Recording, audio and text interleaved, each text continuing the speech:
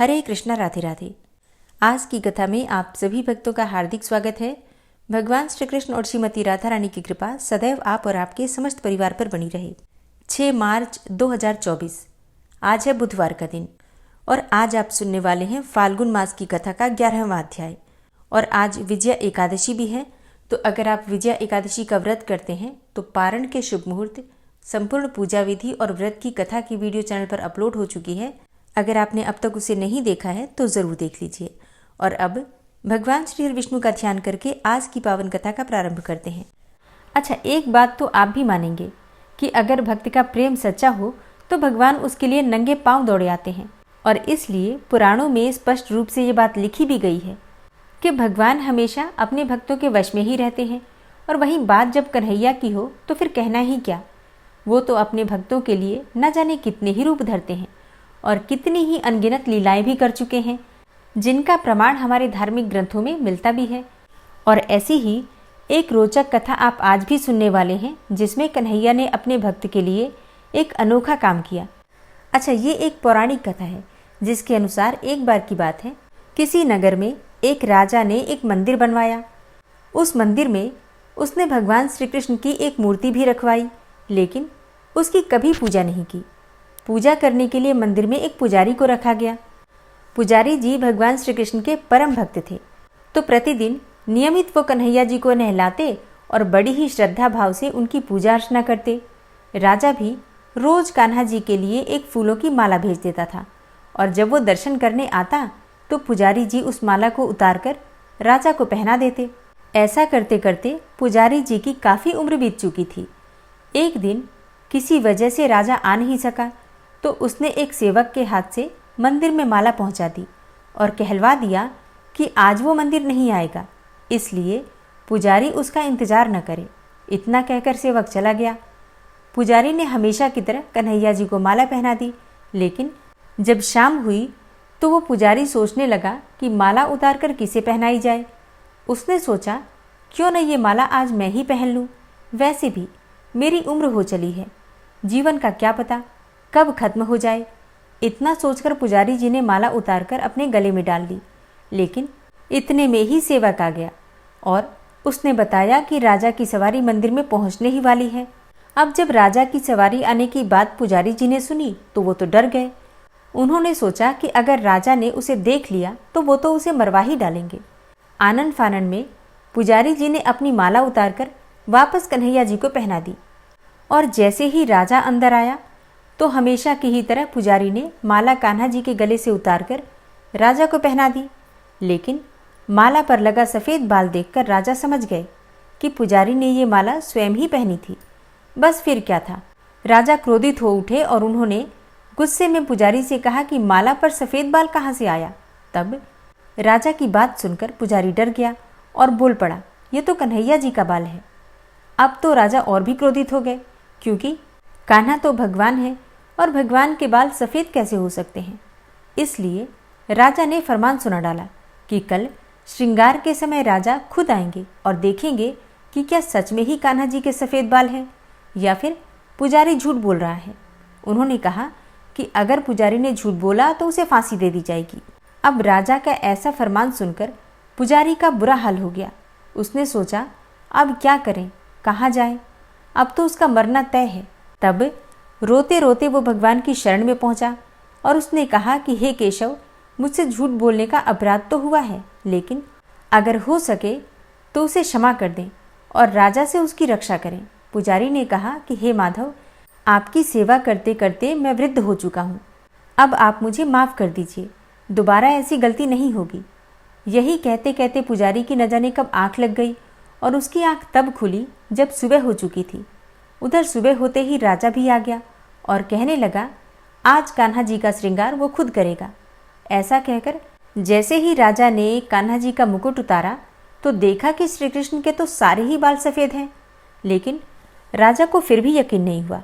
उसे लगा कि फांसी के डर से पुजारी ने ही बालों को रंग दिया होगा। अब राजा ने सोचा कि क्यों न कन्हैया जी का एक बाल तोड़कर देखा जाए। इसके बाद राजा ने कान्हा जी का एक बाल तोड़ लिया, लेकिन जैसे ही बाल टूटा कन्हैया के सिर से खून की धारा बहने लगी। ये देखकर राजा भगवान के चरणों में गिरकर माफ़ी मांगने लगा। तभी श्री कृष्ण की मूर्ति से आवाज़ आई, हे राजन, तुमने मुझे केवल मूर्ति मात्र ही समझा, इसलिए आज से मैं तुम्हारे लिए केवल मूर्ति मात्र ही रहूँगा। लेकिन पुजारी ने सच्चे मन से और पूरी श्रद्धा से मेरी भक्ति की है, इसलिए उसकी अनन्य भक्ति को देखकर मुझे अपने बाल सफ़ेद करने पड़े। कन्हैया जी ने कहा कि भक्ति में कभी भी संशय नहीं होना चाहिए और अपने सच्चे भक्तों की लाज मैं कभी जाने ही नहीं देता। जब भक्त को अपने भगवान के सिवाय और कुछ नहीं दिखाई देता, जब उसे अपने भगवान से इतना प्रेम हो जाता है कि उसे अपना भी भान नहीं रहता कि वो कौन है, तब वह अपने असली स्वरूप को ही भूल जाता है। ऐसा ही एक बार श्री राधा रानी जी के साथ भी हुआ था। एक प्रचलित कथा के अनुसार एक बार श्री राधा जी ने भगवान श्री कृष्ण से कहा कि कोई भी गोपी तुम्हें मेरे समान प्रेम नहीं कर सकती। भगवान समझ गए कि राधा जी उनके प्रेम में अपने वास्तविक स्वरूप को ही भूल गई हैं। तब भगवान श्री कृष्ण जी ने राधा जी से कहा कि सभी गोपियाँ मुझे तुम्हारे समान ही प्रेम करती हैं। ये सुनकर राधा जी को क्रोध आ गया। उन्होंने भगवान श्री कृष्ण को चुनौती दे डाली। उन्होंने भगवान श्री कृष्ण के चारों तरफ एक रेखा खींचकर कहा कि तुम मुरली बजाओ और मुरली की आवाज़ सुनकर जो भी गोपी तुम्हें मेरे समान प्रेम करती होगी, केवल वही इस रेखा के अंदर आ सकेगी, नहीं तो इस रेखा को छूते ही वो भस्म हो जाएगी। श्री कृष्ण जी ने कहा, ठीक है। उन्होंने मुरली बजाना शुरू किया। उनके मुरली बजाते ही सभी गोपियाँ अपना अपना सब काम छोड़कर उनकी तरफ खींची चली आने लगी। सभी गोपियाँ उस रेखा के पास पहुँची। श्री राधिका जी ने देखा कि सभी गोपियाँ उस रेखा के अंदर आ गईं और किसी को भी कुछ नहीं हुआ। सभी गोपियाँ भगवान को प्रेम से एकटक देख रही थी। उन्हें अपने शरीर की सुध-बुध ही नहीं थी। ये देखकर राधा जी भगवान श्री कृष्ण के चरणों में बैठ गई और बोली कि मुझे क्षमा कर दो, मैंने तुम पर केवल अपना ही अधिकार समझा। ये देखकर भगवान कृष्ण ने उन्हें समझाया कि हे राधे, तुम फिर भूल कर रही हो। तुम अपने वास्तविक रूप को पहचानो कि तुम कौन हो।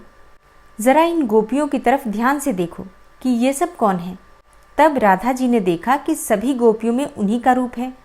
तब श्री कृष्ण राधा जी से कहते हैं कि मैंने बिल्कुल सही कहा था कि सभी गोपियाँ मुझे तुम्हारे समान ही प्रेम करती हैं।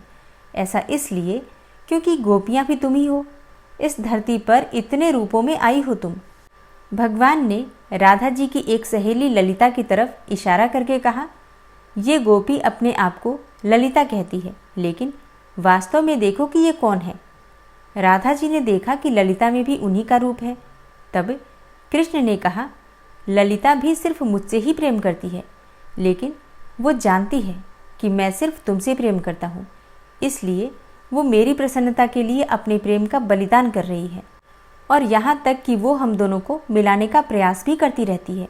ये त्याग, समर्पण और निष्काम भक्ति प्रेम के ही रूप हैं, यानी तुम्हारे ही रूप हैं। तुम धरती पर प्रेम के सभी रूपों में आई हो। अपने वास्तविक स्वरूप को पहचानो।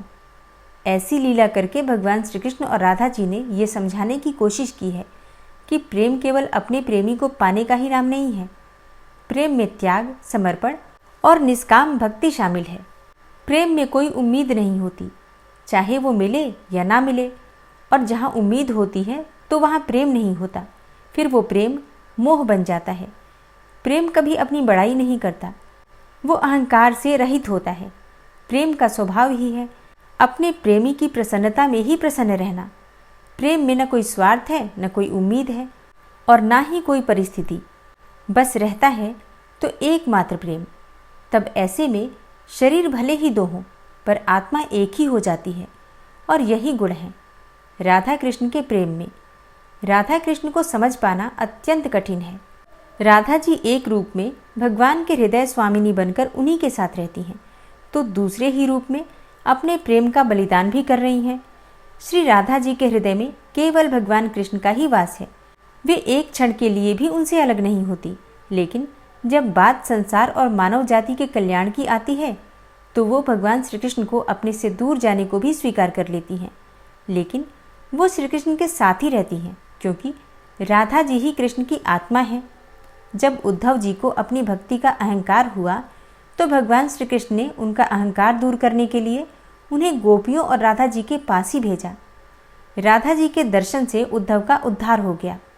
वो प्रेम और भक्ति की सही परिभाषा को जान पाए। राधा वह नाम है जिससे प्रेम परिभाषित होता है, जिनसे श्री कृष्ण को पाया जा सकता है, जिनसे भगवान की कृपा को पाया जा सकता है। राधा के बिना कृष्ण अधूरे हैं और इसलिए तो कृष्ण से पहले राधा का नाम लिया जाता है। श्री कृष्ण में श्री शब्द राधा रानी के लिए ही प्रयुक्त हुआ है। राधे राधे रटते रटते ही मनुष्य का कल्याण हो जाता है, क्योंकि प्रेम के माध्यम से ही परमात्मा को पाया जा सकता है। प्रेम और भक्ति ही है जिसके आगे भगवान भी हार जाते हैं। प्रेम ही तो है जो निर्गुण और निराकार ब्रह्म को भी सगुण और साकार रूप में अपने पास आने के लिए विवश कर देता है। यानी प्रेम और भक्ति ही जगत का सार है। तो प्रेम से बोलिए ब्रज की अधिष्ठात्री देवी श्री राधिका रानी की जय। ये कहानी है द्वापर युग की। द्वापर युग का समय चल रहा था और भगवान श्री कृष्ण के रूप में महाविष्णु अपने 8वें अवतार में जन्म ले चुके थे और भगवान कृष्ण को देखने के लिए, उनके दर्शन के लिए सभी देवता, भगवान, सुर, ऋषि मुनि एक एक करके भेष बदलकर बाल कृष्ण से मिलने आते थे। ये देखकर भगवान शिव के मन में भी अपने प्रिय प्रभु से मिलने की इच्छा उत्पन्न हुई, पर वो ये सोचकर रुके हुए थे कि बाल कृष्ण के लिए उपहार के रूप में क्या दिया जाए जिसे वो हमेशा अपने पास रख सकें। तब शिवजी को याद आया कि उनके पास महान ऋषि दधीची की वज्र की अस्थियां बची हुई हैं। अच्छा, यहाँ आपकी जानकारी के लिए बता दूं, ऋषि दधीची वो ऋषि हैं जिन्होंने राक्षसों और असुरों के संहार के लिए अपनी आत्मा त्याग करके अपनी वज्र की हड्डियां देवताओं को दान दी थी, जिसे ऋषि विश्वकर्मा ने कुछ हथियार बनाए थे। अब उस बची हुई हड्डी में से एक हड्डी को तराशकर भगवान शिव जी ने एक अत्यंत सुंदर बांसुरी बनाई। फिर जब वो बालक भगवान कृष्ण को मिले तब उन्होंने वही बांसुरी उन्हें भेंट कर दी।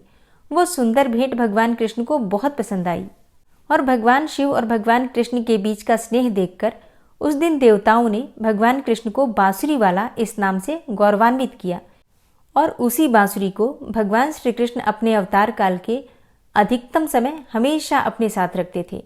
और पुराणों में इस प्रकार का वर्णन आता है कि जब भगवान श्री कृष्ण अपनी बांसुरी बजाते थे तो गोप गोपियां, इसके साथ ही जो भी जीव जंतु पशु पक्षी हैं, वो तक भगवान श्री कृष्ण की इस बांसुरी की धुन में अपनी सारी सुध-बुध खोकर भगवान श्री कृष्ण के पास आ जाते थे।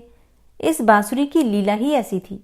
और कथाओं में इस प्रकार का वर्णन आता है कि भगवान श्री कृष्ण की इस बांसुरी से सिर्फ राधा नाम की ही धुन निकलती थी और राधा रानी के नाम से ही ये बांसुरी बजा करती थी। ऐसा भी कहा जाता है कि जब भगवान श्री कृष्ण अंतिम बार श्री राधा रानी से मिले और श्री राधा रानी ने अपने प्राण त्याग दिए तो इसके बाद भगवान श्री कृष्ण ने अपनी वो बांसुरी भी तोड़ दी थी। और इसलिए ऐसा कहा जाता है कि भगवान श्री कृष्ण के हाथ में जो बांसुरी है वही राधा रानी का प्रतीक है। द्वापर युग में घटित कृष्ण और राधा की कहानियां कौन नहीं जानता। उस वक्त देवताओं में ये चर्चा थी कि राधा रानी भगवान श्री कृष्ण की सबसे बड़ी भक्त हैं, पर इस बात से एक व्यक्ति बिल्कुल भी सहमत नहीं थे और वो थे नारद मुनि। वो तो अपने आप को ही भगवान कृष्ण का सबसे बड़ा भक्त मानते थे, परंतु देवताओं में राधा रानी के विषय में चर्चा सुनकर उन्हें जलन महसूस होने लगी थी। अब नारद मुनि के स्वभाव से भगवान कृष्ण भी अच्छी तरह अवगत थे और भगवान कृष्ण अपने भक्तों के मन में किसी भी प्रकार से अहंकार का बीज रहने नहीं देते। कोई न कोई उपाय करके अहंकार को दूर कर ही देते हैं, क्योंकि किसी भी प्रकार से भक्त के मन में अगर जलन होगी, ईर्ष्या होगी, अहंकार होगा तो भक्ति कर ही नहीं पाएगा। और भगवान श्री कृष्ण अपने भक्तों पर बहुत प्रेम रखते हैं, इसलिए भक्ति के बीच में बाधा आने वाली हर चीज को दूर कर देते हैं। अब हुआ कुछ ऐसा कि एक दिन नारद मुनि भगवान कृष्ण से मिलने द्वारकापुरी गए। उन्हें आता देखकर भगवान श्री कृष्ण अपना सिर पकड़कर बैठ गए। अब मुनिवर ने उन्हें देखते ही पूछा, क्या हुआ प्रभु, आप यूं सिर पकड़कर क्यों बैठे हैं? उस पर द्वारकाधीश ने उत्तर दिया, मुनिवर, आज हमें सिर में बहुत पीड़ा हो रही है। अब चिंतित होकर नारद जी ने पूछा, तो प्रभु इस पीड़ा को मिटाने का कोई उपाय है? कृष्ण ने कहा, हाँ उपाय तो है। अगर मेरा सबसे बड़ा भक्त अपने चरण धोकर उसका चरणामृत मुझे पिलाएगा तो मेरा सिर दर्द पल भर में ठीक हो जाएगा। अब कृष्ण के मुख से ये उपाय सुनकर कुछ पल के लिए तो मुनिवर सोच में पड़ गए कि हूं तो मैं ही सबसे बड़ा कृष्ण भक्त, लेकिन अगर मैं अपने पैर धोकर उसका चरणामृत प्रभु को पिलाऊंगा तो मुझे नरक जाने जितना महापाप लगेगा। नारद जी ने ये बात रुक्मिणी और सत्यभामा से भी कही। 16,108 रानियां भगवान श्री कृष्ण की। नारद जी ने सोचा इन्होंने कुछ तो भक्ति करी होगी, तभी तो भगवान श्री कृष्ण की रानियां बनी हैं। इसलिए उन्होंने सभी रानियों से कहा कि जो भी अपने आप को भगवान श्री कृष्ण का सबसे बड़ा भक्त मानता है वो अपने चरण धोकर भगवान श्री कृष्ण को पिला दे तो भगवान श्री कृष्ण की पीड़ा दूर हो जाएगी। लेकिन कोई भी इस बात के लिए राजी नहीं हुआ, क्योंकि सबको ऐसा लगता था कि अगर हम अपने चरण धोकर भगवान श्री कृष्ण को देंगे तो हमें नरक जाने से कोई नहीं बचा सकता। अब जब नारद जी को कहीं से भी भगवान कृष्ण की पीड़ा का इलाज नहीं मिला तो उन्होंने सोचा कि राधा को भी तो सब भगवान कृष्ण का बड़ा भक्त मानते हैं। इतना सोचने के बाद ही भगवान श्री कृष्ण से आज्ञा लेकर तुरंत ही राधा रानी के महल में जा पहुंचे और उन्हें प्रभु के सिर में हो रही पीड़ा उसके उपाय के बारे में वृतांत सुनाया। ये सुनकर राधा रानी ने एक क्षण का भी विलंब न करते हुए अपने चरण धोकर उसका अमृत एक कटोरी में नारद मुनि के हाथ में लाकर दिया और कहा, हे मुनिवर, मैं नहीं जानती कि मैं भगवान कृष्ण की कितनी बड़ी भक्त हूँ, परंतु मैं अपने ईश्वर, अपने आराध्य को पीड़ा में नहीं देख सकती। राधा के मुख से यह सच्चे भक्तिभाव के शब्द सुनकर नारद मुनि की आंखें खुल गई और वो समझ गए कि राधा रानी ही कृष्ण की सबसे बड़ी भक्त हैं और प्रभु श्री कृष्ण ने ये लीला मुझे समझाने के लिए रची थी। बात अगर कृष्ण की भक्ति की जाए तो एक और कहानी आती है भगवान कृष्ण की प्रिय भक्त कर्माबाई की। कर्माबाई बचपन से ही अपने पिता जीवन राम को कृष्ण भगवान की पूजा करते हुए देखा करती थी। वो कभी भी कृष्ण भगवान को भोग लगाए बिना भोजन ग्रहण नहीं करते थे। जब कर्माबाई 13 साल की थी तब एक दिन जीवन राम को तीर्थ पुष्कर स्नान के लिए जाने की इच्छा हुई और साथ में ही उनकी पत्नी ने भी पुष्कर स्नान की इच्छा प्रकट की। जीवन राम अपनी बेटी को भी अपने साथ पुष्कर ले जाना चाहते थे, लेकिन दुविधा ये थी कि अगर घर से सब बाहर गए तो श्री भगवान कृष्ण को भोग लगाएगा कौन। तब जीवन राम ने इस नित्य कर्म की जिम्मेदारी कर्माबाई को सौंपी और कहा कि देखो बेटी कर्मा, सुबह भगवान कृष्ण को भोग लगाने के पश्चात ही तुम भोजन ग्रहण करना। कर्मा ने भी अपने पिता की हाँ में हाँ भर दी। अब अगले दिन सुबह कर्माबाई ने उठकर सबसे पहले गुड़ और घी डाल के बाजरे का खीचड़ा बनाया और भगवान कृष्ण की मूर्ति के सामने रख दिया और बोली, भगवान, मैंने आपका भोग रख दिया है, आपको जब भूख लगे तब खा लेना, तब तक मैं घर के काम पूरे कर लेती हूँ। इतना कहकर कर्मा अपने घर के कामों में जुट गई और काम करते करते ही बीच बीच में भगवान कृष्ण को भी देखती कि भगवान कृष्ण ने खिचड़ा खाया कि नहीं। अब वो बार बार देखती, लेकिन भगवान ने तो अभी तक खिचड़ा नहीं खाया है। अब उसे संदेह हुआ कि शायद खिचड़ी में घी और गुड़ कम है, इसलिए कृष्ण भगवान भोजन ग्रहण नहीं कर रहे हैं। तब कर्माबाई ने खिचड़ा में थोड़ा गुड़ और घी और मिला दिया और मूर्ति के सामने बैठ गई। वो बोली, भगवान, मेरे पिताजी जब खिलाते हैं तब तो आप खा लेते हो, तो अब क्यों नहीं खा रहे? और अभी तो पिताजी बाहर गए हैं, उन्हें आने में बहुत दिन लगेंगे, तब तक आपको भोग लगाने की जिम्मेदारी मुझे दी गई है, इसलिए जब तक आप भोजन नहीं खाएंगे मैं भी कुछ नहीं खाऊंगी। इस तरह जिद पर अड़ी नन्ही कर्मा की प्यारी बातों से कृष्ण भगवान का सिंहासन डोल गया और फिर मूर्ति में से आवाज आई, बेटी कर्मा, तुमने पर्दा तो किया ही नहीं, तो मैं भोजन कैसे ग्रहण करूं? तब कर्माबाई ने मूर्ति के आगे अपनी चुनरी का पर्दा किया और कुछ ही समय में भगवान कृष्ण की मूर्ति के सामने रखी हुई खिचड़ी की थाली खाली हो गई। अब तो कर्मा रोज सुबह सबसे पहले कृष्णा को बाजरे का खिचड़ा खिलाती और बाद में खुद भोजन ग्रहण करती। कुछ दिनों के बाद जब कर्मा के माता पिता वापस लौटे तो भगवान श्री कृष्ण की लीला देखकर दंग रह गए। इस तरह कर्माबाई ईश्वर कृष्ण की निस्सीम भक्त बन गई। अपने जीवन के अंतिम दिनों में कर्माबाई भगवान जगन्नाथ की नगरी जगन्नाथपुरी में एक कुटिया में बस गई थी।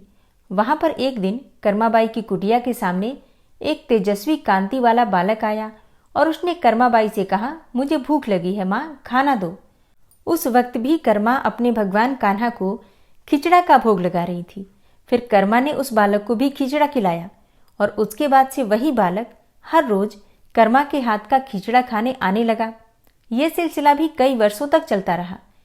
ये बालक कोई और नहीं, स्वयं जगन्नाथ भगवान थे, क्योंकि जिस दिन कर्माबाई का देहांत हो गया था उस दिन जगन्नाथ भगवान की मूर्ति की आंखों से आंसू बह रहे थे और उसी रात मंदिर के पुजारी के स्वप्न में जगन्नाथ भगवान आए और अपने दुखी होने का कारण बताया कि उनकी परम प्रिय भक्त कर्माबाई गोलोक सिधार गई हैं।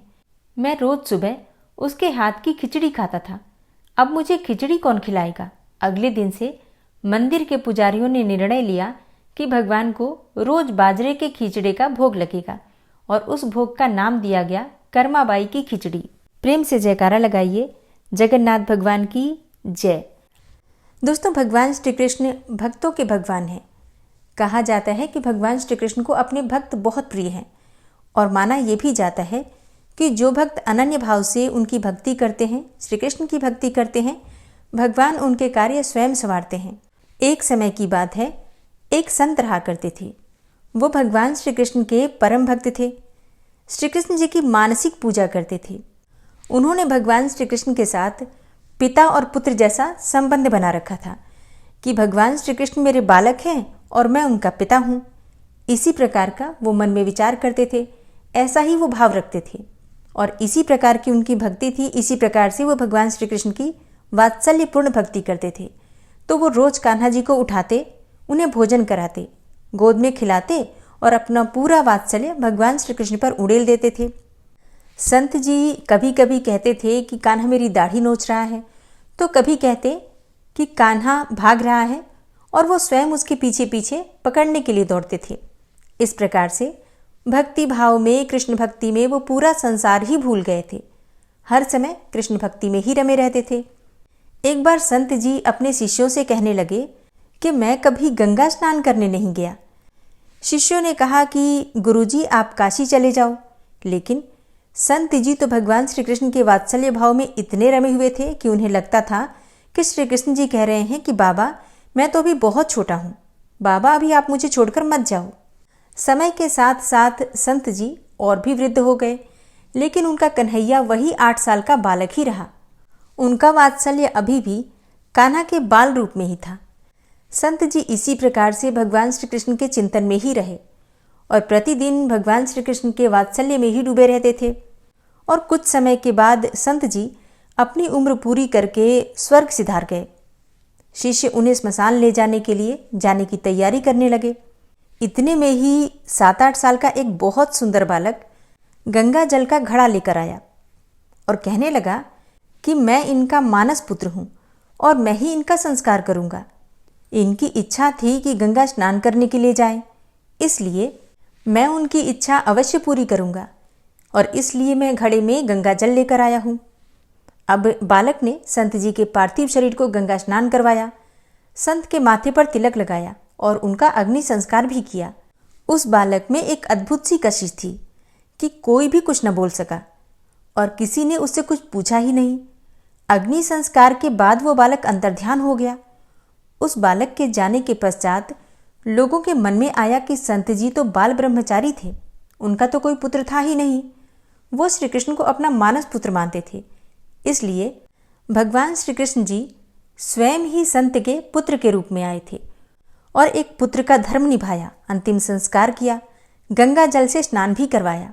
एक पुत्र होने के सारे फर्ज ठाकुर जी ने पूरे किए और इसलिए कहा जाता है कि अपना मान टले टल जाए, भक्त का मान न टलते देखा, प्रबल प्रेम के पाले पड़कर हरि का नियम बदलते देखा। श्री नारायण कवच। भगवान श्री हरि गरुड़ जी की पीठ पर अपने चरण कमल रखे हुए हैं।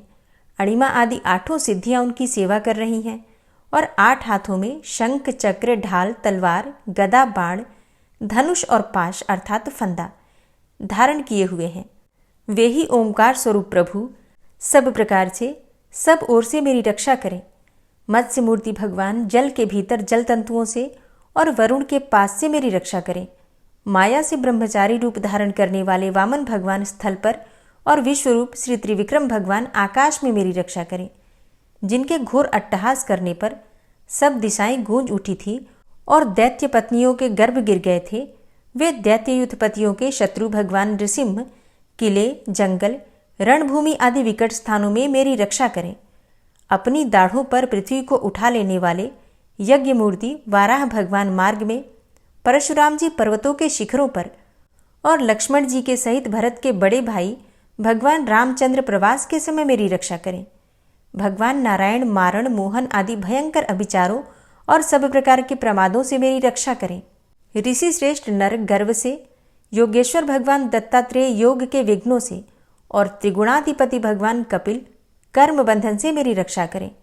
परम ऋषि सनत कुमार कामदेव से, हयग्रीव भगवान मार्ग में चलते समय देव मूर्तियों को नमस्कार आदि न करने के अपराध से और देवर्षि नारद सेवा अपराधों से और भगवान कच्छप सब प्रकार के नरकों से मेरी रक्षा करें। भगवान धन्वंतरी कुपथ्य से, जितेंद्र भगवान ऋषभदेव सुख दुख आदि भयदायक द्वंद्वों से, यज्ञ भगवान लोकापवाद से और बलराम जी मनुष्यकृत कष्टों से और श्री शेष जी क्रोधवश नामक सर्पों के गणों से मेरी रक्षा करें।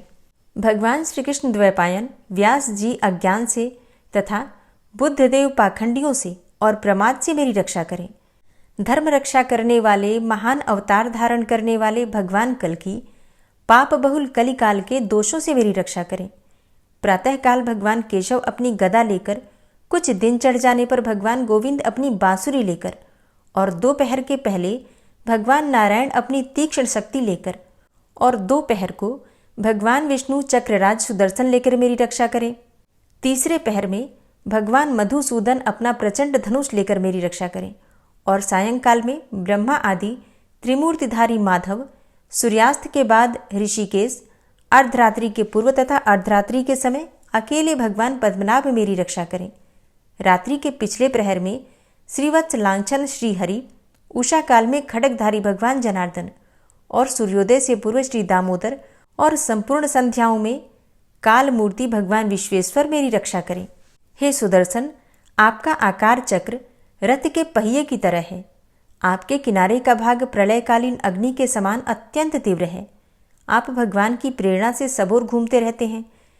जैसे आग वायु की सहायता से सूखे घास फूस जला डालती है, वैसे ही आप हमारी शत्रु सेना को शीघ्र से जला दीजिए।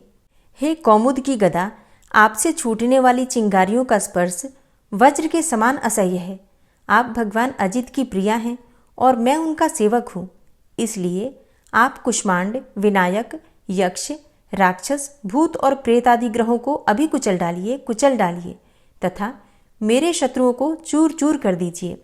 हे शंखश्रेष्ठ, आप भगवान श्री कृष्ण के फूंकने से भयंकर शब्द करके मेरे शत्रुओं का दिल दहला दीजिए एवं यातुधान, प्रमथ, प्रेत, मातृका, पिशाच तथा ब्रह्म राक्षस आदि भयावने प्राणियों को यहाँ से तुरंत भगा दीजिए। भगवान की श्रेष्ठ तलवार, आपकी धार बहुत तीक्ष्ण है। आप भगवान की प्रेरणा से मेरे शत्रुओं को छिन्न भिन्न कर दीजिए। भगवान की प्यारी ढाल, आप में सैकड़ों चंद्राकार मंडल है। आप पाप दृष्टि, पापात्मा शत्रुओं की आंखें बंद कर दीजिए और उन्हें सदा के लिए अंधा बना दीजिए। सूर्य आदि ग्रह, धूमकेतु, पुच्छल तारे आदि केतु, दुष्ट मनुष्य, सर्प आदि रेंगने वाले जंतु, दाढ़ों वाले हिंसक पशु, भूत प्रेत आदि तथा पापी प्राणियों से हमें जो भय हो और जो हमारे मंगल के विरोधी हो, वे सभी भगवान के नाम, रूप तथा आयुधों का कीर्तन करने से तत्काल नष्ट हो जाएं। बृहद, रथंतर आदि सामवेदीय स्तोत्रों से जिनकी स्तुति की जाती है, वे वेद मूर्ति भगवान गरुड़ और विश्वक्सेन जी अपने नामोच्चारण के प्रभाव से हमें सब प्रकार की विपत्तियों से बचाएं। श्रीहरि के नाम, रूप, वाहन, आयुध तथा श्रेष्ठ पार्षद हमारी बुद्धि, इंद्रिय, मन और प्राणों को सब प्रकार की आपत्तियों से बचाएं। जितना भी कार्य अथवा कारण रूप जगत है, वह वास्तव में भगवान ही है। इस सत्य के प्रभाव से हमारे सारे उपद्रव नष्ट हो जाएं। जो लोग ब्रह्म और आत्मा की एकता का अनुभव कर चुके हैं, उनकी दृष्टि में भगवान का स्वरूप समस्त विकल्पों से रहित है, भेदों से रहित है। फिर भी वे अपनी माया शक्ति के द्वारा भूषण, आयुध और रूप नामक शक्तियों को धारण करते हैं। यह बात निश्चित रूप से सत्य है। इस कारण सर्वज्ञ, सर्वव्यापक भगवान श्रीहरि सदा सर्वत्र सब स्वरूपों से हमारी रक्षा करें। जो अपने भयंकर अट्टहास से सब लोगों के भय को भगा देते हैं और अपने तेज से सबका तेज ग्रस लेते हैं, वे भगवान नृसिंह दिशा विदिशा में नीचे ऊपर बाहर भीतर सब ओर से हमारी रक्षा करें। हे देवराज इंद्र, मैंने तुम्हें यह नारायण कवच सुना दिया है। इस कवच से तुम अपने को सुरक्षित कर लो, बस फिर तुम अनायास ही सब दैत्य युद्धपतियों को जीत कर लोगे। इस नारायण कवच को धारण करने वाला पुरुष जिसको भी अपने नेत्रों से देख लेता है अथवा पैर से छू देता है, तत्काल समस्त भयों से वो मुक्त हो जाता है। जो इस वैष्णवी विद्या को धारण कर लेता है, उसे राजा, डाकू, प्रेत, पिशाच आदि और बाघ आदि हिंसक जीवों से कभी किसी प्रकार का भय नहीं होता। हे देवराज, प्राचीन काल की बात है, एक कौशिक गोत्री ब्राह्मण ने इस विद्या को धारण करके योग धारणा से अपना शरीर मरुभूमि में त्याग दिया। अब जहां उस ब्राह्मण का शरीर पड़ा था, उसके ऊपर से एक दिन गंधर्वराज चित्ररथ अपनी स्त्रियों के साथ विमान पर बैठकर निकले। वहां आते ही वे नीचे की ओर सिर किए विमान सहित आकाश से पृथ्वी पर गिर पड़े। इस घटना से उनके आश्चर्य की सीमा न रही जब उन्हें बालखिल्य मुनियों ने बतलाया कि यह नारायण कवच धारण करने का प्रभाव है। तब उन्होंने उस ब्राह्मण देव की हड्डियों को ले जाकर पूर्ववाहिनी सरस्वती नदी में प्रवाहित कर दिया और फिर स्नान करके वे अपने लोक को चले गए। श्री सुखदेव जी कहते हैं, हे परीक्षित, जो पुरुष इस नारायण कवच को समय पर सुनता है और जो आदरपूर्वक इसे धारण करता है, उसके सामने सभी प्राणी आदर से झुक जाते हैं और वह सब प्रकार के भयों से मुक्त हो जाता है। हे परीक्षित, शतक्रतु इंद्र ने आचार्य विश्वरूप जी से यह वैष्णवी विद्या प्राप्त करके रणभूमि में असुरों को जीत लिया और वे त्रैलोक्य लक्ष्मी का उपभोग करने लगे। श्री नारायण कवच संपूर्ण हुआ। ओम विश्वं विष्णुर्वषट्कारो भूतभव्य भवत्प्रभु भूतकृत भूतभृद्भावो भूतात्मा भूतवाहन भूतात्मा परमात्मा च मुक्तानां परमागति अव्ययः पुरुषः साक्षी क्षेत्रज्ञो अक्षर एव च योगो योगविदां नेता प्रधान पुरुषेश्वरः नारसिंहवपुः श्रीमान् केशवः पुरुषोत्तमः सर्वः शर्वः शिवस्थाणुर्भूतादिर्निधिर्व्ययः संभवो भावनो भर्ता प्रभवः प्रभुरीश्वरः स्वयंभू शंभुरादित्यः पुष्कराक्षो महास्वनः अनादिनिधनो धाता विधाता धातुरुत्तमः अप्रमेयो ऋषिकेश पद्मनाभो अमरप्रभु विश्वकर्मा मनुस्त्वष्टा स्थविष्ठः स्थविरो ध्रुवः अग्राह्यः शाश्वतः कृष्णो लोहिताक्षः प्रतर्दनः प्रभूतस्त्रिककुब्धाम पवित्रं मङ्गलं परम् ईशानः प्राणदः प्राणो ज्येष्ठः श्रेष्ठः प्रजापति हिरण्यगर्भो भूगर्भो माधवो मधुसूदनः ईश्वरो विक्रमी धन्वी मेधावी विक्रमः क्रमः अनुत्तमो दुराधर्षः कृतज्ञः कृतिरात्मवान् सुरेशः शरणं शर्म विश्वरेताः प्रजाभवः अह संवत्सरो व्यालः प्रत्ययः सर्वदर्शनः अजः सर्वेश्वरः सिद्धः सिद्धे सर्वादिर्च्युतः वृषाकपिर्मेयात्मा सर्वयोगविनिश्रितः वसुर्वसुमनः सत्यः समात्मा संमितः समः अमोघः पुण्डरीकाक्षो वृषकर्मा वृषाकृतिः रुद्रो बहुशिरा बभ्रुर्विश्वयोनिः शुचिश्रवः अमृतः शाश्वतस्थाणुर्वरारोहो महातपः सर्वगः सर्वविद्भानुर्विश्वक्सेनो जनार्दनः वेदो वेदविद्व्यङ्गो वेदाङ्गो वेदवित्कविः लोकाध्यक्षः सुराध्यक्षो धर्माध्यक्षः कृताकृतः चतुरात्मा चतुर्व्यूहश्चतुर्द्रष्टश्चतुर्भुजः भ्राजेष्णुर्भोजनं भोक्ता सहिष्णुर्जगदाति च अनघो विजयोजेता विश्वयोनिः पुनर्वसु उपेन्द्रो वामनः प्रांशुर्मोघः शुचिरुर्जितः अतीन्द्रः संग्रहः सर्गो धृतात्मा नियमो यमः वेद्यो वैद्यः सदा योगी वीरः माधवो मधु अतीन्द्रियो महामायो महोत्साहो महाबलः महाबुद्धिर्महावीर्यो महाशक्तिर्महाद्युतिः अनिर्देश्य वपुः श्रीमान् मेयात्मा महाधृतिर् महिश्वासो महीभर्ता श्रीनिवासः सतां गति अनिरुद्ध सुरानन्दो गोविन्दो गोविन्दाम्पति मरीचिर्दमनो हंस सुपर्णो भुजगोत्तम हिरण्यनाभ सुतपा पद्मनाभ प्रजापति अमृत्यु सर्वदिक्सिंह संधाता सन्धिमानस्थिर अजो दूर्मर्षणः शास्ता विश्रुतात्मा सुरारिः गुरुर्गुर्तमो धाम सत्य सत्यपराक्रम निमिषो अनिमिषो श्रग्वी वाचस्पतिरुदारधि अग्रणिर्ग्रामणी श्रीमान् न्यायो नेता समीरण सहस्रमूर्धा विश्वात्मा सहस्राक्ष सहस्रपात् आवर्तनो निवृत्तात्मा संवृतः संप्रमर्दन अह संवर्तको वह निर्निलोधरणीधरः सुप्रसादः प्रसन्नात्मा विश्वदृग् विशुभुग् विभु सत्कर्ता सत्कृतः साधु जहर्नुर्नारायणो नरः असंख्येयो अप्रमेयात्मा विशिष्टशिष्टकृच्छुवि सिद्धार्थ सिद्धसंकल्प सिद्धिदः सिद्धिसाधनः वृषाहि वृषभो विष्णुर्विष्पर्वा वृषोदरः वर्धनो वर्धमानश्च विविक्तः श्रुतिसागरः सुभुजो दूर्धरो वाग्मी महेन्द्रो वसुदो वसु नैकरूपो बृहद्रूप शिपिविष्टः प्रकाशनः ओजस्तेजो द्युतिधरः प्रकाशात्मा प्रतापनः रिद्धस्पष्टाक्षरो मन्त्रश्चन्द्रांशुर्भास्करद्युतिः अमृतांशुद्भवो भानु शशबिन्दुः सुरेश्वरः औषधं जगतः सेतु सत्यधर्मपराक्रमः भूतभव्य भवन्नाथ पवनः पावनो नलः कामः कामकृत्कान्तः कामः कामप्रदः प्रभुः युगादिकृद्युगावर्तो नैकमायो महाशनः अदृश्यो अव्यक्तरूपश्च सहस्रजितनन्तजित् इष्टो अविशिष्ट शिष्टेष्ट शिखण्डी नहुसो वृष क्रोधः क्रोधकृत्कर्ता विश्वबाहुर्महीधरः अच्युतः प्रतितः प्राणदो वासवानुजः अपां निधिर्धिष्ठानं प्रमत्तः प्रतिष्ठितः स्कन्दः स्कन्दधरो धूर्यो वरदो वायुवाहनः वासुदेवो बृहद्भानुरादिदेवः पुरन्दरः अशोकस्तारणस्तारः शूरः सौरिर्जनेश्वरः अनुकूलः शतावर्त पद्मी पद्मनिभेक्षणः पद्मनाभो अरविन्दाक्ष पद्मगर्भ शरीरभृत् महर्धिरिद्धो वृद्धात्मा महाक्षो गरुडाध्वजः अतुलः शरभो भीमो समयज्ञो हविर्हरि सर्वलक्षणलक्षण्यो लक्ष्मीवान् समितिञ्जयः वीक्षरो रोहितो मार्गो हेतुर्दामोदरः सह महीधरो महाभागो वेगवान् मिताशनः उद्भवः क्षोभणो देवः श्रीगर्भः परमेश्वरः करणं कारणं कर्ता विकर्ता गहनो गुहः व्यवसायो व्यवस्थान संस्थान स्थानदो ध्रुवः परर्थी परमस्पस्तुष्ट पुष्ट शुभेक्षणः रामो विरामो विरजो मार्गो नेयो नयोनयः वीरः शक्तिमतां श्रेष्ठो धर्मो धर्मविदुत्तमः वैकुण्ठः पुरुषः प्राणः प्राणदः प्रणवः पृथु हिरण्यगर्भः शत्रुघ्नो व्याप्तो वायुरुधोक्षजः ऋतुः सुदर्शनः कालः परमेष्ठी परिग्रहः उग्रः संवत्सरो दक्षो विश्रामो विश्वदक्षिणः विस्तारस्थावरस्थाणु प्रमाणं बीजमव्ययम् अर्थो अनर्थो महाकोशो महाभोगो महाधनः अनिर्विण्णः स्थविष्टोभू धर्मयुपो महामखः नक्षत्रनेमिर्नक्षत्री क्षमा क्षामः समीहनः यज्ञ इज्यो महेज्यश्च क्रतुसत्रं सतां गतिः सर्वदर्शी विमुक्तात्मा सर्वज्ञो ज्ञानमुत्तमं सुव्रतः सुमुखः सुष्मा सुघोषः सुखदः सुहृतः मनोहरो जित्क्रोधो वीरबाहुर्विदारणः स्वापनः स्ववसो व्यापी नैकात्मा नैककर्मकृत् वत्सरो वत्सलो वत्सी रत्नगर्भो धनेश्वरः धर्मगुप्त धर्मकृद्धर्मी सदसक्षरमक्षरम् अविज्ञाता सहस्रांशुर्विधाता कृतलक्षणः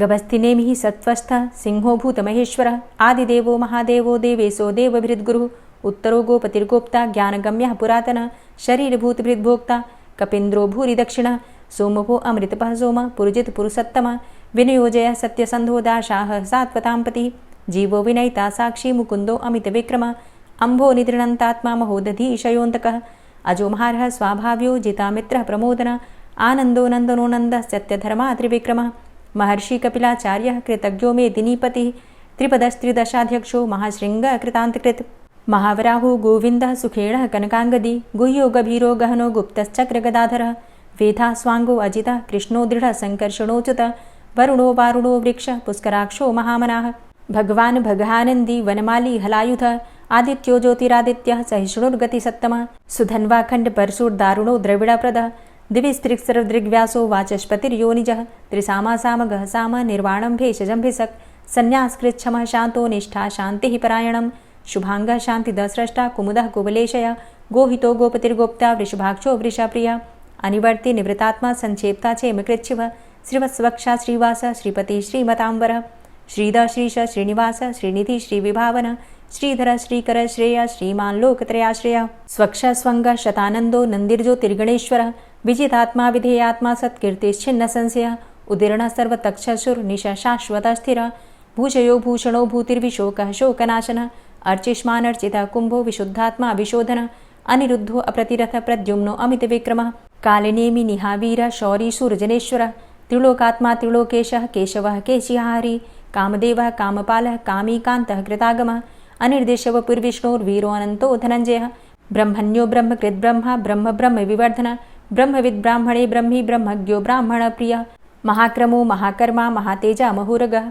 महाक्रतुर्महायज्वा महायज्ञो महाहवि स्तव्यः स्तव प्रियः स्तोत्रं स्तुतिस्तोतारणप्रियः पूर्णः पुरैता पुण्यः पुण्यकीर्तिर्नामयः मनोजवस्तीर्थकरो वसुरेता वसुप्रदः वसुप्रदो वासुदेव वसुर्वसुमनाहवि सद्गतिः सत्कीर्तिः सत्ता सद्भूतिः सत्परायणः शूरसेनो यदुश्रेष्ठः सन्निवासः सुयामुनः भूतावासो वासुदेवः सर्वासु निलयोऽनलः दर्पः दर्पदो दृप्तो दूढरोथा पराजितः विश्वमूर्तिर्महामूर्तिर्दीप्तमूर्तिर्मूर्तिमान् अनेकमूर्तिरव्यक्तः शतमूर्तिः शताननः एको नैकः सवकः किं यत्तत्पदमनुत्तमं लोकबन्धुर्लोकनाथो माधवो भक्तवत्सलः सुवर्णवर्णो हेमाङ्गो वराङ्गश्चन्दनाङ्गदी वीरः विषमः शून्यो घृताशीरचलश्चलः अमानीमानदोमान्यो लोकस्वामी त्रिलोकदृक् सुमेधा मेधजो धन्यः सत्यमेधाधराधरः तेजोवृषः द्वितिधरः सर्वशस्त्रभृताम्बरः प्रग्रहो निग्रहो व्यग्रो नैकशृङ्गो गदाग्रजः चतुर्मूर्तिश्चतुर्बाहुश्चतुर्व्यूहश्चतुर्गति चतुरात्मा चतुर्भावश्चतुर्वेदविदेकपात् समावर्तो अनिवृतात्मा दुर्जयो दुरतिक्रम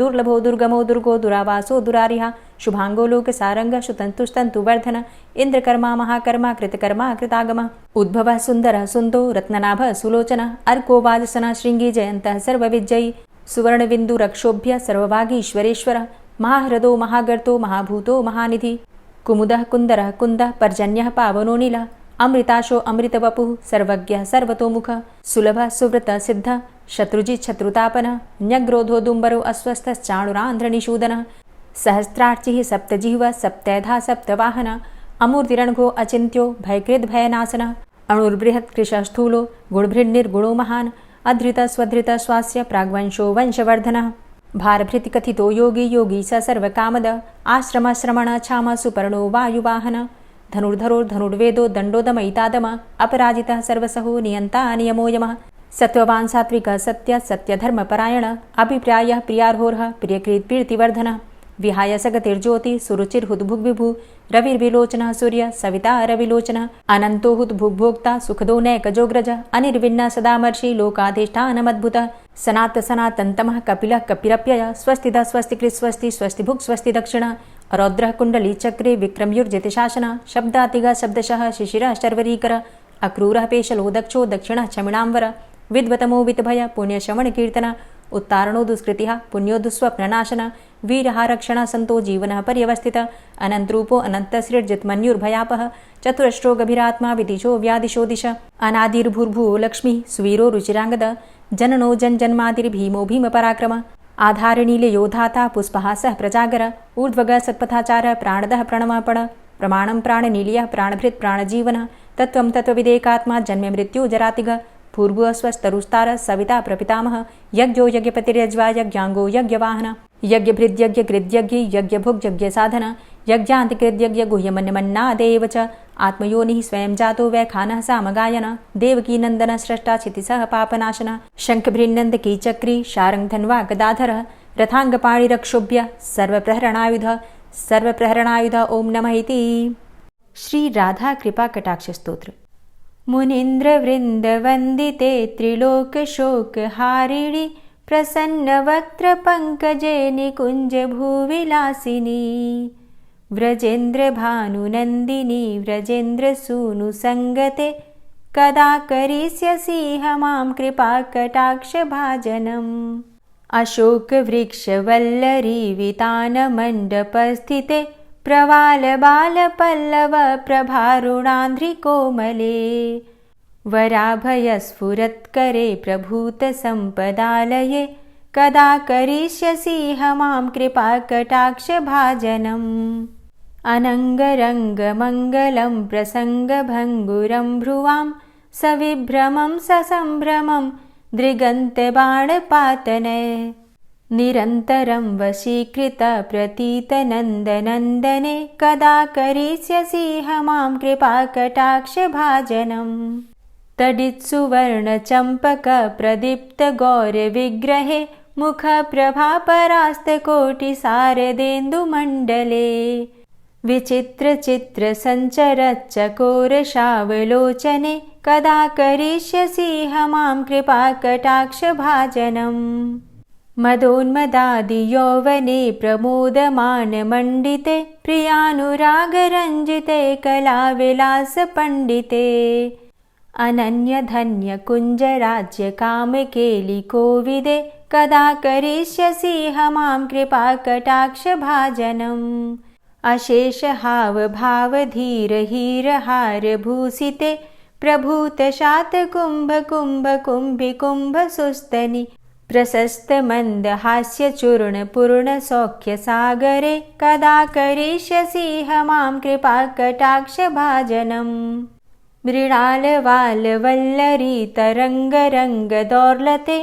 लताग्रलास्यलोलनीललोचनावलोकने ललल्लुलन्मिलन्मनोज्ञमुग्धमोहिनाश्रिते कदा करिष्यसि मां कृपाकटाक्षभाजनम् सुवर्णमल्लिकाञ्चित त्रिरेख कम्बुकण्ठगे त्रिसूत्रमङ्गली गुणत्रिरत्नदीप्तिदीधिते सलोलनीलकुन्तलप्रसूनगुच्छगुम्फिते कदा करिष्यसि मां कृपाकटाक्षभाजनम् नितम्बबिम्बलम्बमानपुष्पमेखलागुणे प्रशस्तरत्नकिङ्किणीकलापमध्यमञ्जुले करीन्द्रशुण्डदण्डिकावरोहशोभगोरुके कदा करिष्यसि मां कृपाकटाक्षभाजनम् अनेकमन्त्रनादमञ्जुनूपुरारवस्खलत् समाजराजहंसवंश निक्वडाति गौरवे विलोलहेमवल्लरी विडम्बिचारुचङ्क्रमे कदा करिष्यसि मां कृपाकटाक्षभाजनम् अनन्तकोटिविष्णुलोकनम्रपद्मजार्चिते हिमाद्रिजापुलोमजा विरिञ्चिजावरप्रदे अपारसिद्धिरिद्धिदिग्धसत्पदाङ्गुलीनखे कदा करिष्यसि मां कृपाकटाक्षभाजनम् मखेश्वरी क्रियेश्वरी स्वधेश्वरी सुरेश्वरी त्रिवेदभारतीश्वरी प्रमाणशासनेश्वरी रमेश्वरी क्षमेश्वरी प्रमोदकाननेश्वरी व्रजेश्वरी व्रजाधिपे श्रीराधिके नमोऽस्तुते इतीममद्भुतं स्तवं निशम्य भानुनन्दिनी करोतु सन्ततं जनं कृपाकटाक्षभाजनम् भवेत्तदैव सञ्चित त्रिरूपकर्मनाशनं लभेत्तदा ब्रजेन्द्रसूनुमण्डलप्रवेशनम् जय जय श्री राधे, जय जय श्री राधे। और अब आप सुनेंगे श्री तुलसी चालीसा। श्री तुलसी महारानी करु विनय सिरनाय, जो मम हो संकट विकट दीजे मात नशाय। नमो नमो तुलसी महारानी, महिमा अमित न जाए बखानी। दियो विष्णु तुमको सन्माना, जग में छायो सुयस महाना। विष्णु प्रिया जय जयति भवानी, तिहु लोक की हो सुख खानी। भगवत पूजा करे जो कोई, बिना तुम्हारे सफल न होई। जिन घर तव नहीं होय निवासा, उस घर कर ही विष्णु नहीं बासा। करें सदा जो तव नित सुमिरन, तेहि के काज होय सब पूरन। कार्तिक मास महात्म तुम्हारा, ताको जानत सब संसारा। तव पूजन जो करे कुंवारी, पावे सुंदर वर सुकुमारी। करे जो पूजा नित प्रति नारी, सुख संपत्ति से होय सुखारी। वृद्धा नारी करे जो पूजन, मिले भक्ति होवे पुलकित मन। श्रद्धा से पूजे जो कोई, भवनिधि से तर जावे सोई। कथा भागवत यज्ञ करावे, तुम बिन नहीं सफलता पावे। छायो तब प्रताप जग भारी, ध्यावत तुम्हीं सकल चित धारी। तुम्ही मात यंत्रन तंत्रन में, सकल काज सिद्धि होवे क्षण में। औषधि रूप आप हो माता, सब जग में तव यश विख्याता। देव ऋषि मुनि और तपधारी, करत सदा तव जय जयकारी। वेद पुराणन तव यश गाया, महिमा अगम पार नहीं पाया। नमो नमो जय जय सुख कारणी, नमो नमो जय दुख निवारणी। नमो नमो सुख संपत्ति देनी, नमो नमो अघ काटन चेनी। नमो नमो भक्तन दुख हरणी, नमो नमो दुष्टन मद छेनी।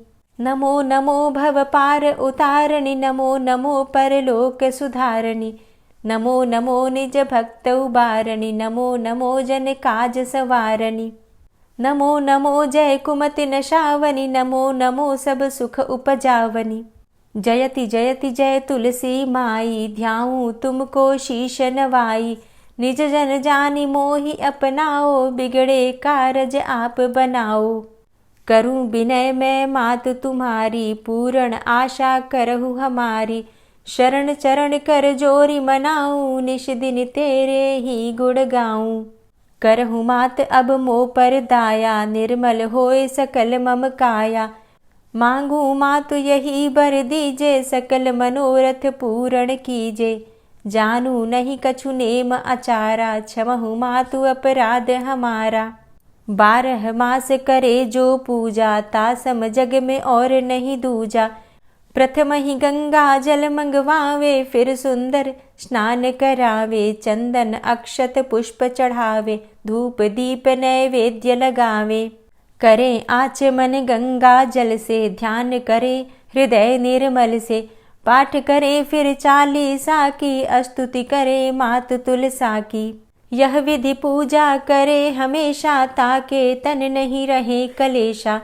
करे मास कार्तिक का साधन, सोवे नित पवित्र हुई जाहि।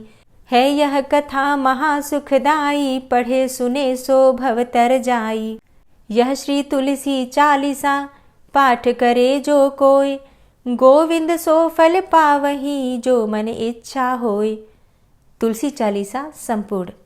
और अब आप सुनेंगे तुलसी महारानी की आरती। तुलसी महारानी नमो नमो, हरि की पटरानी नमो नमो। तुलसी महारानी नमो नमो, हरि की पटरानी नमो नमो। धन्य तुलसी पूर्ण तप कीनो, धन्य तुलसी पूर्ण तप कीनो। शालिग्राम की बनी पटरानी नमो नमो। तुलसी महारानी नमो नमो, हरि की पटरानी नमो नमो। जाके पत्र मंजरी कोमल, जाके पत्र मंजरी कोमल। श्रीपति कमल चरण लपटानी नमो नमो, हरि की पटरानी नमो नमो। तुलसी महारानी नमो नमो। धूप दीप नैवेद्य आरती, धूप दीप नैवेद्य आरती। पुष्पन की वर्षा बरसानी नमो नमो, हरि की पटरानी नमो नमो। तुलसा महारानी नमो नमो। 56 भोग 36 व्यंजन, 56 भोग 36 व्यंजन। बिन तुलसा हरि एक न मानी नमो नमो। तुलसी महारानी नमो नमो, हरि की पटरानी नमो नमो। सभी सखी मैया तेरो यश गावे, सभी सखी मैया तेरो यश गावे। भक्ति दान दीजे महारानी नमो नमो। तुलसा महारानी नमो नमो, हरि की पटरानी नमो नमो।